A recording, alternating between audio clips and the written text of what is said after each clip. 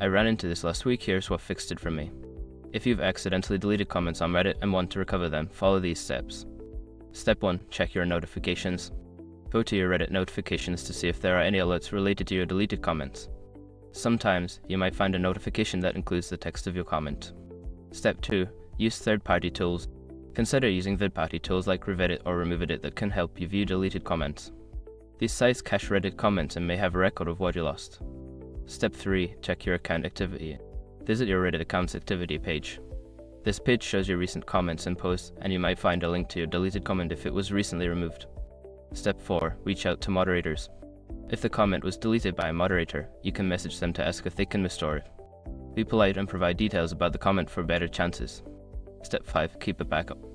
In the future, consider keeping a backup of your important comments by saving them in a document or using a note-taking app. This way, you'll have a record if you accidentally delete something again. I hope these steps help you recover your deleted comments. If you have any questions, feel free to ask.